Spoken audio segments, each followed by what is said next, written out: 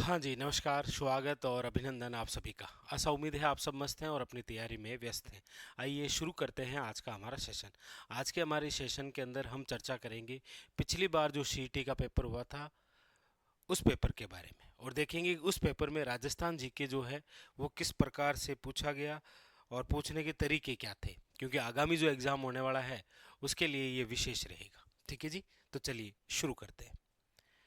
देखते हैं पिछली बार जो सीईटी के पेपर हुए थे उनमें राजस्थान जीके के जो क्वेश्चन है वो किस प्रकार से है। आप सबको पता ही है कि मिक्स क्वेश्चन थे। जैसे यहाँ पर आपको हिंदी के रीजनिंग के क्वेश्चन देखने को मिलेंगे, मैथ के। चलो, क्या पूछा जा रहा है देखिएगा। पूछा जा रहा है आपके सामने कि राजस्थान के कोटा, बूंदी और झालावाड़ क्षेत्र की बोली कौन सी है। ये आपसे पूछा गया। क्या पूछा गया था? पूछा गया था आपसे कि राजस्थान के कोटा, बूंदी और झालावाड़ जो क्षेत्र है वहाँ पर जो बोली है वो कौन सी है। ऑप्शन आपके सामने वागड़ी है, हाड़ौती है, मालवी है या फिर भिल्ली बोली है। देखिए, प्रमुख रूप से हम बात करते हैं तो आप सब जानते ही हैं कि हमारे राजस्थान में प्रमुख रूप से तो पांच ही बोलियां हैं। कौन कौन सी प्रमुख रूप से पांच बोलियां हैं? तो आप कहेंगे सर, एक तो है आपके सामने पश्चिम के अंदर रही मारवाड़ी, दक्षिण के अंदर रही आपके वागड़ी, इधर रही आपके मालवी, ये रही ढूंढाड़ी, और इधर रही आपके मेवाती। तो प्रमुख रूप से तो यही है। तो आप कहेंगे सर, यहाँ पर जो पूछा गया है कि कोटा, बूंदी और झालावाड़, देखिए ये जो एरिया है ये किस में आता है? आपके हाड़ौती में। तो यहाँ पर जो बोली भी होगी वो कौन सी होगी? हाड़ौती बोली। तो ये जो हाड़ौती बोली है ना, ये एक स्वतंत्र बोली नहीं है। ये हाड़ौती बोली किसकी उपबोली है? याद रखिएगा, ढूंढाड़ी की। ये एक और अच्छा क्वेश्चन। हाड़ौती जो बोली है वो किसकी उपबोली है? ढूंढाड़ी की। जैसे यहाँ पर पांच नाम लिखे हैं, आपको कहीं मेवाड़ी नजर नहीं आ रही है। मेवाड़ी भी किसकी उपबोली है?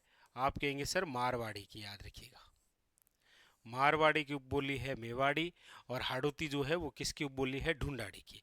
लेकिन एक व्यक्ति जिनका नाम है केलांग, केलांग द्वारा इस हाड़ौती बोली को जो है अपने व्याकरण के अंदर स्वतंत्र बोली बताया है। इस बोली का जो प्रयोग है सर्वाधिक, वो आप सब जानते ही हैं किनके द्वारा किया गया है? सूर्यमल मिश्रण, हमारे राजस्थान के क्या हैं? राज्य कवि, इनके द्वारा प्रयुक्त है। तो यहाँ पर जो पूछा गया ऑप्शन नंबर क्या हो जाएगा? याद रखिएगा, सी इज ए करेक्ट आंसर। मतलब आपके सिलेबस में जो राजस्थानी भाषा, साहित्य और क्षेत्रीय बोलियां टॉपिक है, साहित्य और साहित्यकार, वहां से रिलेटेड क्वेश्चन। ठीक है। अगला, अगला क्या कह रहा है देखिए। अगला है आपके सामने पूछा जा रहा है कि बिछिया, यहां पर देखिए ये दे रखा है। देखिए, बिछिया, लालर, नोखिला, शिखर, राजस्थान के खाली जगह क्या है? मतलब आपके सामने ये चार नाम जो है ये क्या है? क्या ये लोक नाटक है, क्या ये लोकगीत है, या फिर लोक नृत्य है, या फिर वाद्य यंत्र है? देखिए, प्रमुख रूप से यहाँ से रिलेटेड अदर एग्जाम के अंदर तो क्वेश्चन आता है, ये देखो कि बिछिया है, लालर है, पटेलिया है और माछर निम्न में से क्या है? तो हम कहते हैं कि ये आपके पर्वतीय क्षेत्रों के अंदर गाए जाने वाले क्या है? याद रखिएगा, गीत है। तो कई बार तो ये नाम देकर भी आ जाता है, और यहाँ पर ये नाम देकर पूछा गया है कि ये क्या है, तो आप कहेंगे सर ये एक राजस्थान के लोकगीत है। अब जैसे ये तो पर्वतीय क्षेत्र में, उसी प्रकार आज से आपके सामने आते हैं कि कुरजा, मुम्मल, आपके केवड़ा, घूगरी, ये सब क्या है?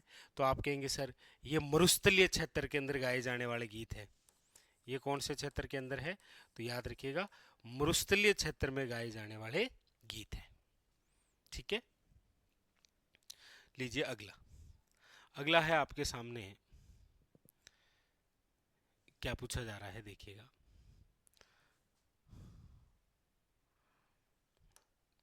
पूछा जा रहा है राजस्थान में कौन हाथ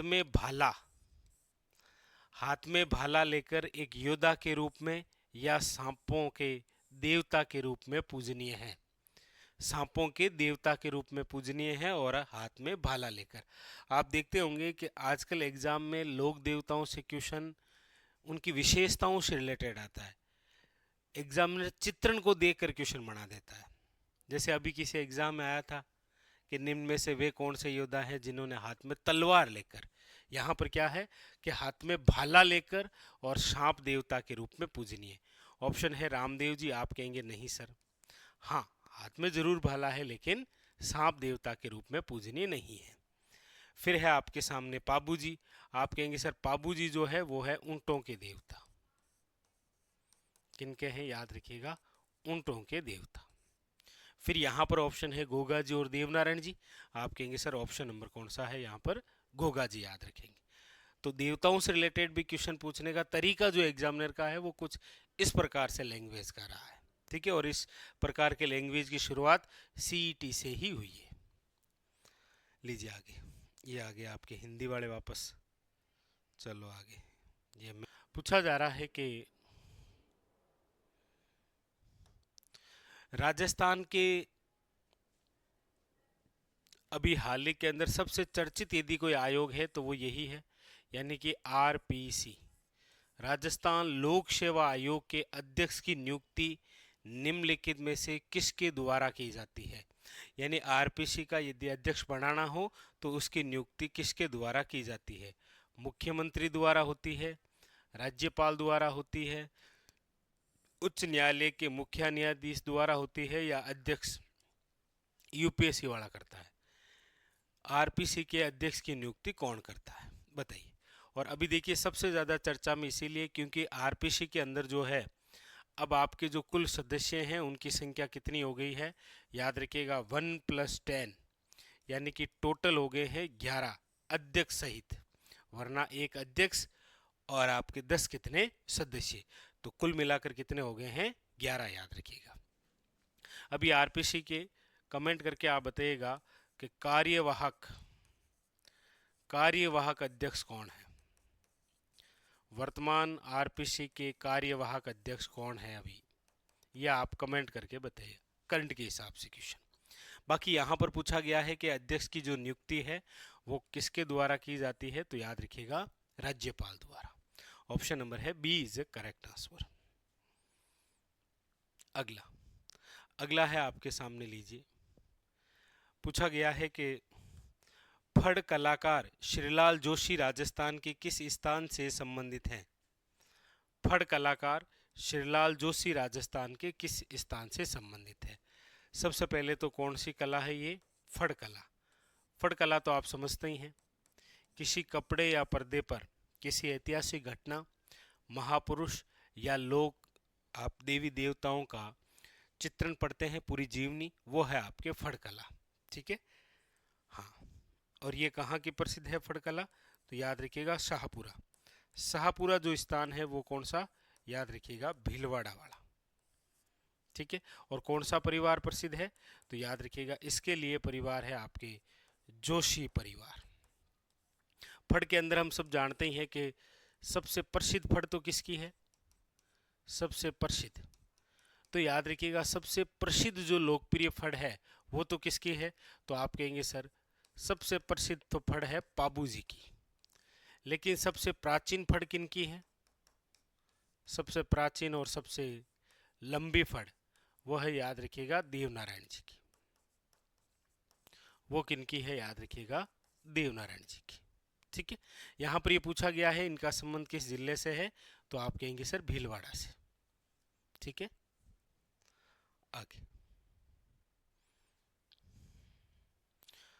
आगे देखिएगा अगला है आपके सामने, ये रहा। देखिए थ्योरेटिकल क्वेश्चन पूछने का तरीका है आपके सामने, दिख जाएगा ना क्वेश्चन, तो दिख रहा है। चलिए मैं पूरा पढ़ के आपको बताता हूँ, ठीक है। क्या पूछा गया है देखिएगा। पूछा गया है कि राजस्थान के भीलों और गोविंद गुरु के संदर्भ में असत्य कथन जो है उसका चयन करना है।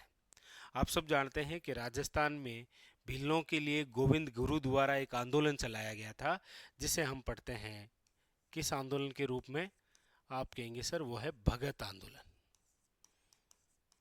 इसी आंदोलन के बारे में आपके सामने 4 कथन दिए हुए हैं और आपको पूछा जा रहा है कि इनमें से कौन सा असत्य कथन है, उसका चुनाव करना है। अब इस प्रकार के क्वेश्चन पूछने की शुरुआत सीईटी के ही पेपरों से हुई है, तो इन्हीं ने बदलाव सीईटी के पेपरों से ही राजस्थान जी के पूछने का बदलाव शुरू हुआ है। ये क्या कह रहा है, देखिए, गोविंद गुरु ने राजस्थान के भिल्लों के सामाजिक और नैतिक उत्थान के लिए किसकी स्थापना की थी? समसभा की। हम सब पढ़ते हैं कि समसभा की जो स्थापना है वो 1883 के अंदर हुई थी। कहाँ पर? शिरोई में। और किन के द्वारा की गई थी? तो आप कहेंगे सर गोविंद गिरी द्वारा। ठीक है, ये सही है, कोई दिक्कत है नहीं। उन्हें हिंदू धर्म में बनाए रखने के लिए भगत आंदोलन, बिल्कुल भगत आंदोलन, भगत पंथ की स्थापना भी की थी, ये भी सही है। अंग्रेजों को लगा कि गोविंद गुरु द्वारा चलाए गए इस सामाजिक सुधार आंदोलन का उद्देश्य भील राज्य का निर्माण है। ये मतलब उन्होंने सोचा, सही सोचा था कि इन्होंने, अंग्रेजों ने। उन्होंने समसभा की मासिक बैठकें मानगढ़ पहाड़ी पर आयोजित की थी।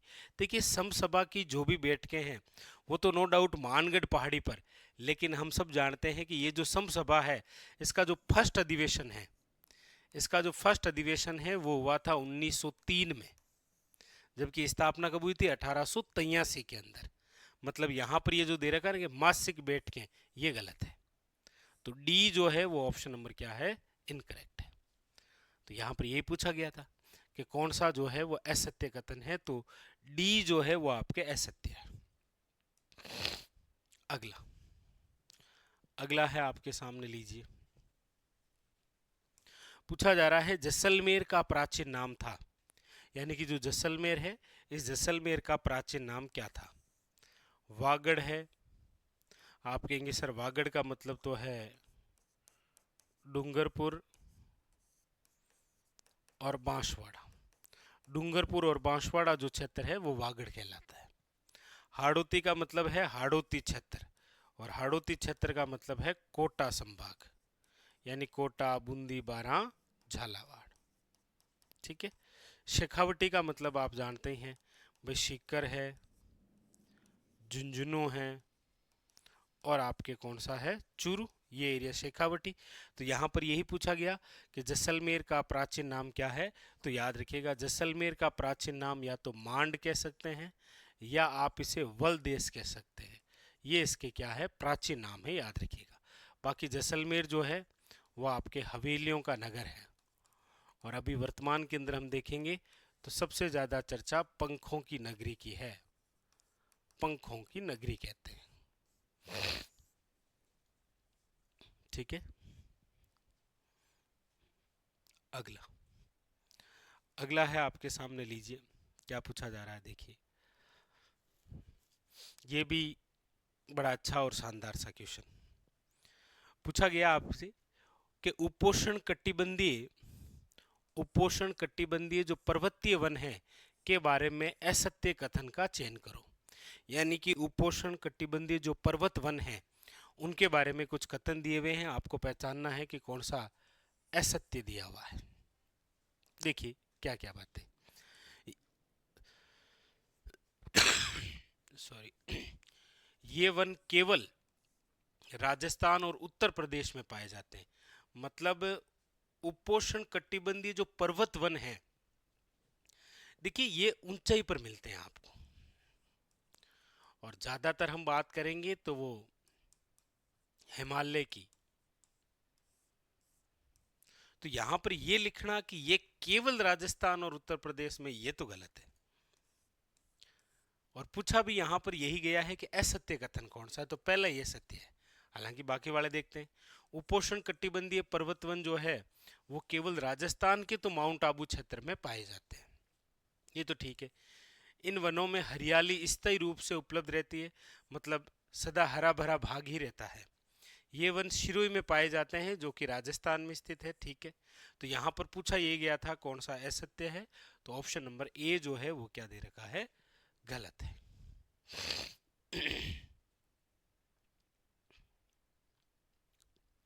अगला क्या कह रहा है देखिए, अगला है आपके सामने,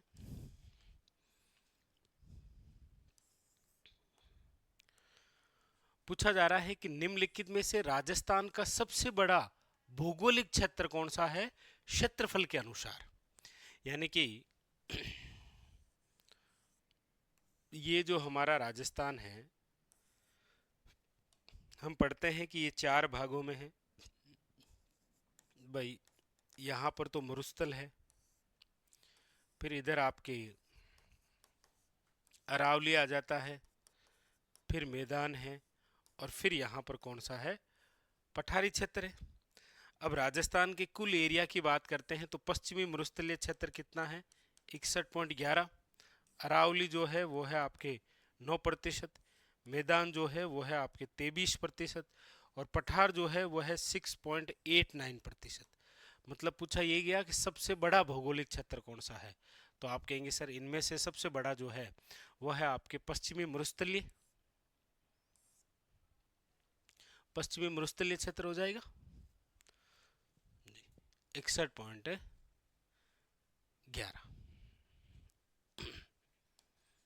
अगला लीजिए, यहां से क्या पूछा जा रहा है देखिएगा, ये आपके इस प्रकार से योजना, और ये तो आपको पता ही है कि करंट विशेष के हिसाब से क्वेश्चन आएंगे। यहाँ पर क्वेश्चन है आपके सामने कि राजस्थान में मुख्यमंत्री लघु वाणिज्यिक जो वाहन स्वरोजगार योजना है को कब अधिसूचित किया गया है। यानी कि राजस्थान के अंदर आप सब जानते हैं कि 2022 के क्षेत्र में एक योजना जिसका नाम है मुख्यमंत्री लघु वाणिज्यिक वाहन स्वरोजगार योजना को कब अधिसूचित किया गया था, तो ये किया गया था 11 अक्टूबर 2022 को। तो अब तो हालांकि आपको जो नवीनतम स्वरोजगार की योजनाएं हैं वो आपको ध्यान में रखनी है। अगला अगला है आपके सामने, लीजिए क्या कह रहा है, दिख तो जाएगा ना, ठीक है। देखिए क्या कह रहा है, पूछा जा रहा है कि जैसा कि राजस्थान के प्राचीन ग्रंथों में उल्लेखित है कि राजस्थान का वह किला जहां युद्ध की योजनाएं और रणनीति बनाने में निपुण सैनिक रहते थे उसे कहा जाता था।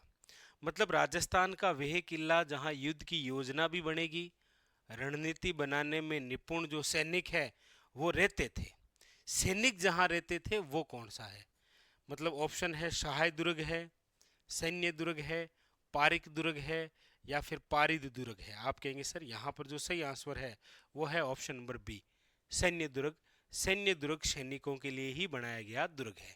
ठीक है, हम अलग अलग पढ़ते हैं, शुक्र नीति के अनुसार हमारे राजस्थान के संदर्भ में हम पढ़ते भी हैं, जब किले या दुर्ग पढ़ते हैं तो शुक्र नीति के अनुसार 9 प्रकार के दुर्ग बना सकते हैं भाई। जैसे यहाँ पर पारिद का मतलब है ऐसा दुर्ग जिसके चारों ओर परिधि हो, परकोटा हो। पारिक जिसके चारों ओर क्या हो, खाई हो। ठीक है, अगला अगला है आपके सामने, लीजिए क्या पूछा जा रहा है देखिएगा। अगला है आपसे पूछा जा रहा है कि किस सभ्यता के लोग अपने मृतकों को आभूषण के साथ दफनाते थे। यानी ऐसी कौन सी सभ्यता है जहां के जो लोग हैं वो मृतकों को आभूषणों के साथ दफनाते थे। मतलब ये कहीं ना कहीं संदेश है आपके पुनर्जन्म का। किसका, पुनर्जन्म का। तो आप कहेंगे सर ये है आपके आहड़ के अंदर, याद रखिएगा कौन सी सभ्यता, आहड़ सभ्यता, जो कि आपके उदयपुर जिले के अंदर, जिसे हम पढ़ते हैं ताम्रवती नगरी के रूप में। किस रूप में पढ़ते हैं, ताम्रवती नगरी के रूप में। इसे याद रखिएगा बनास संस्कृति वाली सभ्यता भी कहते हैं, बनास संस्कृति वाली सभ्यता। अगला अगला है आपके सामने पूछा जा रहा है कि कपूर चंद कुलिस किस समाचार पत्र के संस्थापक थे। लीजिए, अगला है कि कपूर चंद जो कुलिस है किस समाचार पत्र के संस्थापक थे। समाचार पत्र, अभी शायद किसी एग्जाम में क्वेश्चन आए थे, एक तरफ चार व्यक्तियों के और एक तरफ उनका संबंध किससे है। तो क्वेश्चन था, एक तरफ नाम था कपूर चंद कुलिस और इनका मिलान करना था पत्रकारिता से। तो कौन से पत्रकारिता, कौन से समाचार पत्र से, तो याद रखिएगा राजस्थान पत्रिका। ठीक है। हाँ, एक आप कमेंट करके बताइए कि पत्रकारिता के भीषम पितामह किसे कहते हैं। पत्रकारिता के भीषम पितामह जो है वो किन्हें कहा गया है, बताइएगा। यहां पर ऑप्शन नंबर डी हो जाएगा। अगला है आपके सामने कि निम्नलिखित में से कौन सा शब्द 42वें संविधान संशोधन द्वारा प्रस्तावना में जोड़ा गया है। यानी कि कौन सा ऐसा शब्द है जो कि 42वें संविधान संशोधन द्वारा प्रस्तावना में जोड़ा गया। अब आपके सामने ऑप्शन है कौन कौन से, तो ये रहे, स्वतंत्रता है, समानता है, अखंडता है या बंधुत्व। आप कहेंगे सर 42वां संविधान संशोधन 1976 कब की बात है ये, 42वें संविधान संशोधन 1976 अधिनियम के तहत। इसके तहत आप सब जानते हैं कि 3 शब्द जोड़े गए थे। कौन से 3 शब्द जोड़े गए थे, कौन कौन से 3 शब्द हैं वो, उसमें देखो, एक तो है आपके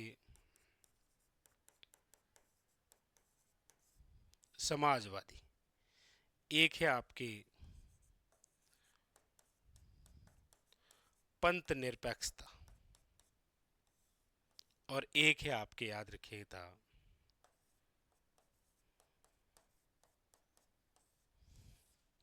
अखंडता। ये 3 ही तो जोड़े गए थे। पथ निरपेक्षता या धर्म निरपेक्ष कह सकते हैं आप इसे, ये याद रखिएगा। तो ये 3 शब्द जोड़े गए थे। यहां पर आपके सामने ऑप्शन है कौन सा, सी इज ए करेक्ट आंसर, याद रखेंगे। आगे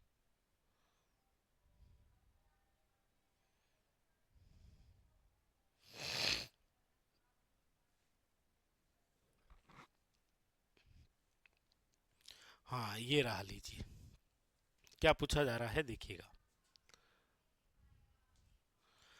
पूछा जा रहा है आपसे कि राजस्थान में थेवा कला निम्न में से किस क्षेत्र से संबंधित है।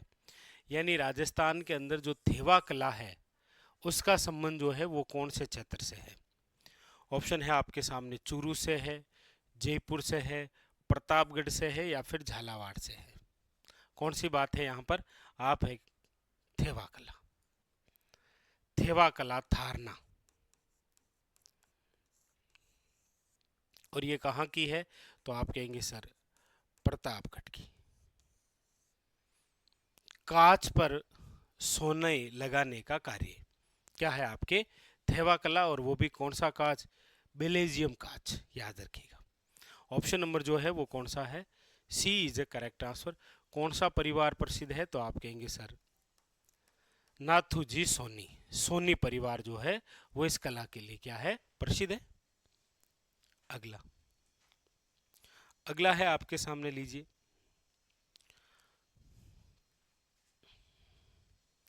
पूछा जा रहा है आपसे कि माही बजाज सागर परियोजना निम्नलिखित में से भारत के किन राज्यों का संयुक्त उपक्रम है। यानी कि यहां पर जो बात है वो है आपकी माही परियोजना। कौन सी परियोजना है, माही परियोजना। माही परियोजना जो है वो किन किन के मध्य है, तो याद रखिएगा राजस्थान प्लस गुजरात। इसमें याद रखिएगा जब हम जल अंश की बात करते हैं, किसकी बात करते हैं, जल अंश की, तो याद रखिएगा इसमें राजस्थान को जो जलंस है वो है आपके 45, जबकि गुजरात को जो जलंस है वो कितना है, 55। लेकिन इसमें एक बात याद रखेंगे कि माही परियोजना से जो विद्युत उत्पादन होता है ना, जो विद्युत उत्पादन होता है वो केवल राजस्थान के लिए है, लाइट खाली आपा की है केवल राजस्थान के लिए, और वो भी कितना है 140 मेगावाट। कितना है 140 मेगावाट। ठीक है, तो मतलब यहां पर जो पूछा गया है वो हो जाएगा आपके सामने option number C is a correct answer. ठीक है जी, चलिए तो ये तो था आज का हमारा सेशन। मिलते हैं इसी प्रकार अगले सेशन में और जो सीटी के अंदर क्वेश्चन आए हैं जीके से संबंधित उनके सॉल्यूशन के साथ। आज के लिए इतना ही, धन्यवाद।